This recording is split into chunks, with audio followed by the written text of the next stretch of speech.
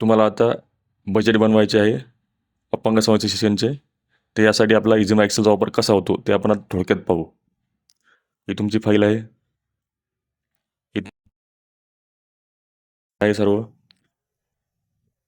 आता हा सर्व डाटा फेक आहे, म्हणजे ओरिजिनल नाही आहे.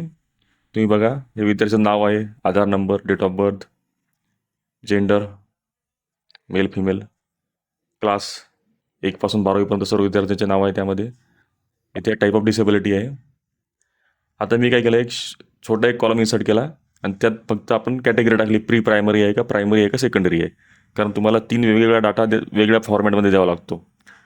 इथे जिथे क्लास 0 आहे तिथे आपण प्री प्रायमरी, आणि 1 पासून 8पर्यंत जो डाटा आहे म्हणजे क्लास, त्याला आपण दिलेला आहे प्रायमरी, आणि 9वी पासून 12वीपर्यंत जे विद्यार्थी आहेत त्यांना आपण सेकंडरी म्हणून टाकलेलं आहे. आता बघा, आपण सॉर्ट आउट कशी करू शकतो माहिती. आता तुम्हाला मी सर्वात पहिले काढून दाखवतो की टोटल फाईलमध्ये, म्हणजे आता हे विद्यार्थी आहे टोटल 579, जिल्ह्याचे राहू शकतात किंवा तालुक्याचे राहू शकतात. जेवढे विद्यार्थी असतील तेवढे, तुमचे 1000 असतील, 2000 असतील, किंवा किती पण असतील. आता या फाईलमधून मला काढायचं आहे की कोणत्या क्लासमध्ये कोणत्या डिसेबिलिटीचे किती विद्यार्थी आहे. तर मी काय करणार, हे 2 कॉलम सिलेक्ट करतो आणि क्लिक करतो 2 कॉलम समरीला. आणि बघा, खाली तुमची समरी तयार झाली. प्री प्रायमरीमध्ये या डिसेबिलिटीचे इतके विद्यार्थी आहे. पहिल्या वर्गामध्ये डिसेबिलिटीनुसार हे विद्यार्थी संख्या, असं 2री, 3री, 5वी, पुढे 12वीपर्यंत आपले माहिती आलेली आहे. ही बघा, 579 विद्यार्थ्यांची माहिती प्राप्त झाली. आपली जी लिस्ट आहे ती 579चीच आहे बरोबर. म्हणजे तुमच्या एकाच सेकंदामध्ये, एकाच क्लिकमध्ये तुम्हाला तुमचा डाटा पुरा तालुक्याचा मिळाला. मेल फिमेल जर पाहिजे असले, म्हणजे कोणत्या वर्गात किती मेल आणि किती फिमेल आहे, तर तुम्ही काय करणार, हे 2 कॉलम सिलेक्ट करणार, मेल आणि फिमेलचा आणि क्लासचा. 2 कॉलम सिलेक्ट केले आणि क्लिक करतो 2 कॉलम समरीला. आणि बघा, ओके आलं. आणि खाली तुम्हाला क्लासिफिकेशन मिळालं. हे बघा, फिमेल वर्गवाईज प्री प्रायमरीमध्ये 5 फिमेल आहे, पहिल्या वर्गामध्ये 10 आहे, दुसरीमध्ये 27, या टाईप. आणि ते खाली मेलचा डाटा, हे मेल प्री प्रायमरी, सेकंडरी, या टाईप. आणि खाली टोटल दिसते 579. एकाच सेकंदामध्ये तुम्हाला तुमची माहिती मिळाली. पण आता तुम्हाला ही झाली तालुक्याची माहिती एकत्रित, पण तुम्हाला बजेटमध्ये भरताना माहिती पाहिजे असते प्री प्रायमरीची वेगळी, सेकंडरीची वेगळी आणि प्रायमरीची वेगळी. त्यासाठी आपण इथे कॉलम केलेला आहे. तुम्हाला आधी दाखवलो मी. त्याला मी आपल्या फॉर्मॅटमध्ये जातो आणि इथे क्लिक करतो युनिक कलर, युनिक व्हॅल्यू तुम्हाला दिसण्यासाठी. बघा कसं एकदम क्लिअर दिसायला लागलं. हे प्री प्रायमरीची एवढी मुलं आहे. हे प्रायमरी, याला हा ग्रीन कलर आलेला आहे, आणि खाली आहे सेकंडरी, त्याला वेगळा कलर. असं कलर ऑटोमॅटिक येतो. फक्त कॉलम सिलेक्ट करायचा आणि आपलं कलर युनिक व्हॅल्यूला क्लिक करायचं, ऑटोमॅटिक कलर होऊन जाईल. आता बघा, इथे तुम्हाला दिसतात मेन डाटा. हे शीट 2 आहे, हे ब्लँक आहे, मेन डाटा. आपल्याला इथं 3 वेगळ्या शीट तयार होतील या 3 वेगवेगळ्या कॅटेगरीसाठी. बघा, फक्त मी कॉलम सिलेक्ट करतो. हा झाला कॉलम सिलेक्ट. कॉलम सिलेक्ट केल्यानंतर मी एकच क्लिक करतो आणि बघा काय होते, स्प्लिट कॉलम टू शीट्स या ऑप्शनला क्लिक केला आणि मेसेज आला. आणि बघा खाली आता प्री प्रायमरीची लिस्ट वेगळी आली, प्रायमरीची लिस्ट वेगळी आली, आणि सेकंडरीची लिस्ट वेगळी आली.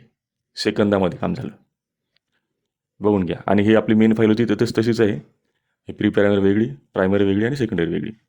आता प्री प्रायमरीची माहिती भरताना तुमच्या बजेटच्या फॉर्मॅटमध्ये तुम्हाला प्री प्रायमरीचे मेल फिमेल लागतात टाईप ऑफ डिसेबिलिटीनुसार. तर मी फक्त हा एक कॉलम घेतो आणि हा इथे ठेवतो,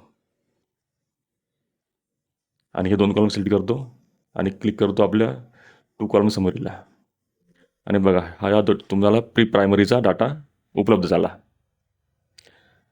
आता तुम्हाला प्रायमरीचा पाहिजे तर प्रायमरीमध्ये जातो. आता प्रायमरीमध्ये तुम्हाला काय करायचं आहे, मेल फिमेल वर्गवाईज वेगवेगळे पाहिजे. तर मी काय करतो, मेल फिमेलला सॉर्ट करू शकतो. याला जर मी असं क्लिक करतो आणि डाटामध्ये जाऊन सॉर्ट करतो. आपला कॉलम एममध्ये आपली जेंडर दिलेला आहे, म्हणून इथे एम सिलेक्ट करून ओके करतो. आता हे फिमेल आहे आणि खाली मेल आहे, फक्त प्रायमरीची, सेकंडरी नाही यामध्ये. यात मी आता ब्लँक रो इन्सर्ट करतो. त्या ब्लँक रो इन्सर्ट झाल्या. आता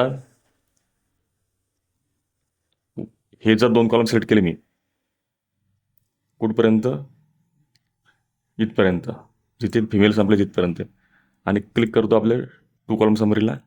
आणि बघा, मला प्रायमरीचा वर्ग वाईज, डिसेबिलिटी वाईज आकडे एका सेकंदात प्राप्त झाले. हे असंच मेलचं, तुम्ही मेलचे कॉलम सिलेक्ट करायचे आणि क्लिक करायचं 2 कॉलम समरीला, आणि खाली मला मेल म्हणजे मुलांची डिसेबिलिटीनुसार आकडे प्राप्त झाले. आता असंच करायचं सेकंडरीमध्ये. सेकंडरीमध्ये जायचं आणि काय करायचं, सॉर्ट करायचं. आधी सॉर्ट कशावर करायचं तर यम कॉलम, कारण यममध्ये आपले डाटा आहे जेंडरचा. मी यमला क्लिक करतो आणि ओके करतो. हे झालं सॉर्ट, सगळ्या फिमेलवर आलेले आहे. आता मी इथे ब्लँक रो इन्सर्ट करतो.